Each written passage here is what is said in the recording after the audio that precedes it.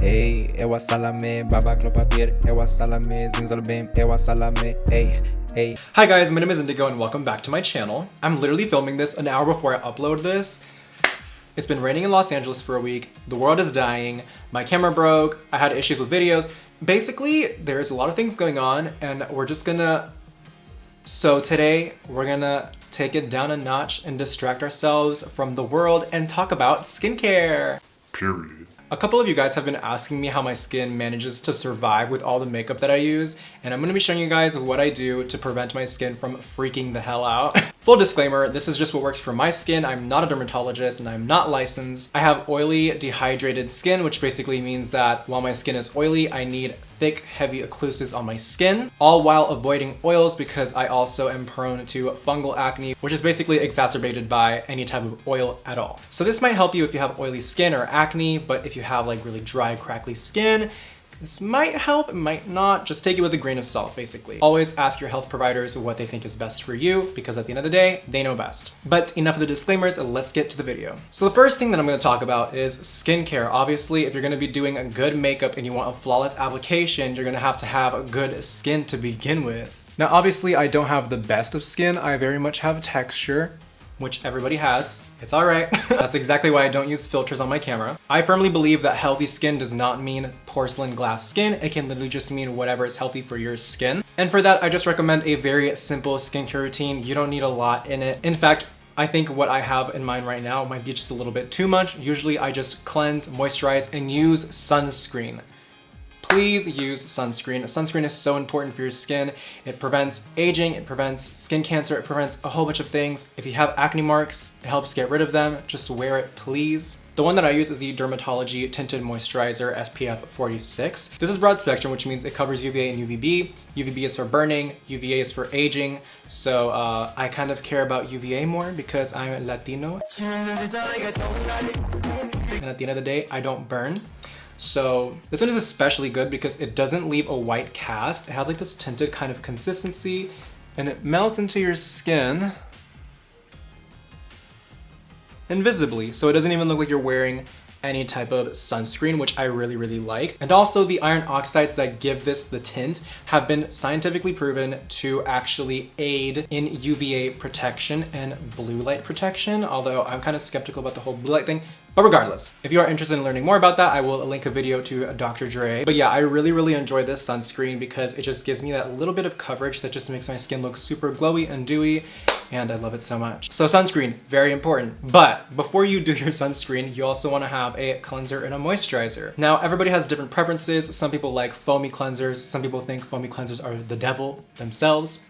I don't care. I use the CeraVe Foaming Facial Cleanser just because it has ceramides in it and I'm obsessed with ceramides. It's fragrance-free and non-comedogenic, and I say non-comedogenic because there's no such thing as non-comedogenic. Everybody's skin is different and different things can clog different pores. That's a whole nother video. So yeah, I really like this because it's gentle, but it also gets rid of makeup, at least the residual from my double cleanse, which I'll get to in a second. And for moisturizer, I use the CeraVe Baby Cream because I am a baby. This one actually is just the lighter version of the CeraVe in the tub, which could be a little bit pore clogging for some people, but this just really does it for me. And like, your makeup will glide on so well if you use this, by the way. It's like, snapped. So that's just basically my entire skincare routine. Trust me, I've done a whole bunch of skincare routines, which I've had acids and toners and essences and all that, and it just breaks me out because it's just like too much for my skin and it's just applying way too much.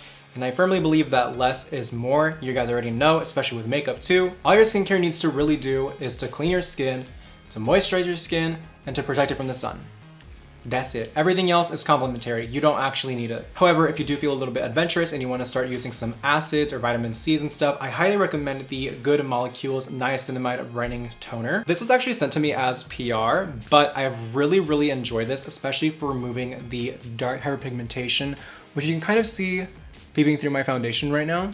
It's been doing amazing for this, and I've only been using this for like 3 days, and I absolutely love the way that this feels. And while this was sent to me, I'm not being paid to say that. I am free to say whatever I want. I genuinely do like this, and I will definitely be repurchasing this in the future. So if you're struggling with like big pores and dark spots, this is definitely the best toner for that, hands down. And for exfoliating, I use the ordinary AHA 30 and BHA 2%, which is basically salicylic acid and glycolic acid. Glycolic acid helps to get rid of the surface layer of the skin and can help with hyperpigmentation and pore size, and salicylic acid is like the best acid for acne because it's oil soluble, and that means that it can penetrate deep inside the pore, whereas every single other acid can only be water soluble, which basically means that they can only reach the surface layer of your skin. They can't actually get deep inside the pore. Both are good for different things, so there's not one that's superior than the other. However, together they work amazingly, and I especially like this because it's a wash-off formula, which basically means it can prevent a lot of unnecessary irritation on the skin. And the less irritation you give your skin, the better. If you are starting off with this, I highly recommend starting off with only for like 3 minutes and leaving it on for 10 minutes maximum, no matter what. It looks daunting on the skin. It looks like there's like blood on your skin and it kind of burns. However, it is actually pretty gentle in the long run because you're only supposed to use this once a week. I would not recommend using it any more than that. So yeah, this is really good if you have acne. Well, that is that for skincare. Next, I'm going to be talking about brushes. Whoo, child. Okay, so please clean your brushes. Oh my god. I have a lot of friends who don't actually clean their brushes. They literally say that they haven't cleaned them in like 4 months, 6 months, 2 years, never cleaned them before. That's disgusting. Do not do that. Please wash your brushes. Honestly, if you can, every single time before you use them. I actually do that. I literally wash my brushes before every single time I record or I do my makeup. And the way that I do it is that I have my own designated little mug, little broken mug, where I clean my brushes. And what I will do is I will fill this up with hot water and I'll add a pump of dish soap, and then I will put my sponge in it and I'll just like let it soak up the soap and the water. And then I'll stick this into the microwave for a minute. Literally, that's it. Do not do any more than that. And make sure that the water is at the brim. Like there's not just like a little bit of water on the bottom. Like make sure it's to the top. So that way your sponge doesn't burn or melt. Don't do that. And then once that's done, it's gonna be very, very hot. So I kind of scoop it out with a little fork and I'll run it under cold water, and then I'll just squeeze out the little soap and the excess. And that makeup sponge will be clean. It is not clean right now because I just used it, obviously. And I keep the water inside of the mug, and then I will grab all my little brushes and I'll just kind of swirl them with that hot soapy water. And then I'll rinse out the soap with cold water and I'll just dry it with a towel, and I am done. Really simple, really easy, really affordable. You don't need like fancy sprays or stuff. Don't fall for marketing scams. But that definitely makes a huge difference because brushes and sponges can harbor a lot of bacteria that can just be really bad for your skin. Not cute, not a good look. Even if it doesn't look like it's harming your skin, it can definitely harm your skin in the long run because you're just exposing it to so much gross debris. And just clean your brushes, dude. And then when it comes to the makeup that you're wearing, make sure that you're looking for oil-free or non-comedogenic products. For example, for foundation, I've always used my tried and true Fenty Beauty foundation, and this is oil-free and non-comedogenic.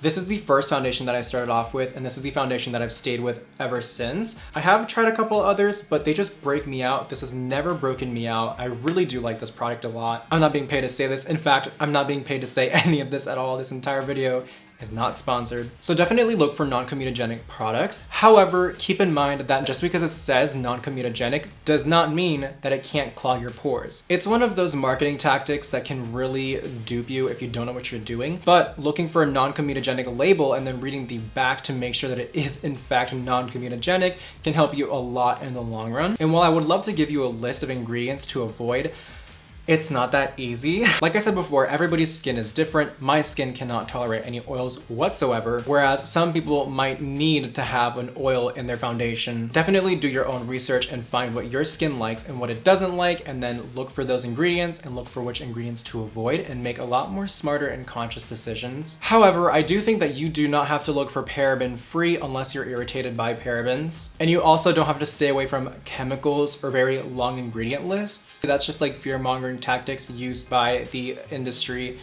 to get you to buy brand new products that are vegan and safe for you, and that's a whole other story. Do not run away from preservatives. Preservatives are there to take care of you and to prevent any type of infection on your skin. And then the biggest and most important thing to prevent breaking out from makeup is to remove your makeup. This is where a lot of people actually go wrong, and it might not actually be your makeup that's breaking you out, but rather the way that you're taking it off. Makeup wipes are a huge no. Makeup wipes basically just kind of move your makeup back and forth around your skin, and it doesn't actually have anything that removes the makeup itself. You'll often find a lot of people that use makeup wipes say that they need a toner after they remove their makeup, and they grab a little cotton pad of toner and they'll just like move it around their skin to show how effective the toner is when it shows the makeup.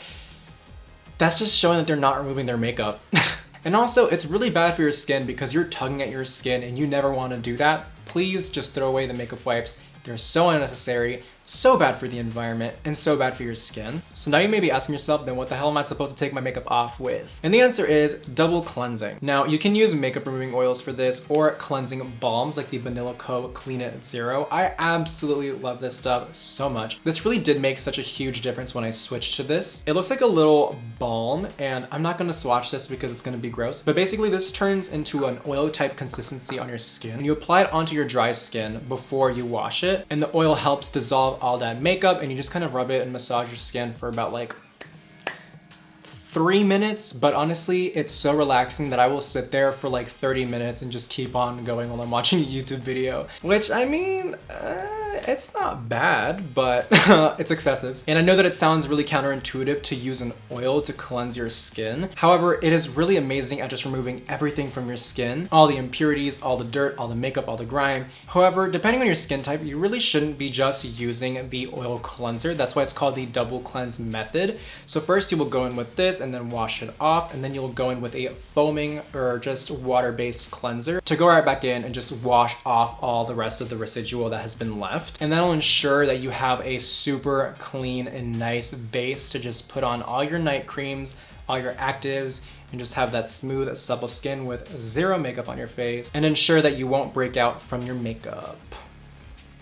As you should. So those are all my tips and tricks on how I prevent acne from forming from my makeup. Like I said before, this is just my personal experience and this is just what works for me. And you don't have to go out and buy every single product that I said or even any of the products that I said. You can tailor this exactly to just your needs. If you just want to incorporate one thing, that's fine. If you want to incorporate none of it, that's also fine. I don't want to make you guys feel pressured to try out any of these things. If you guys would love to, that's awesome. It's not really going to affect me.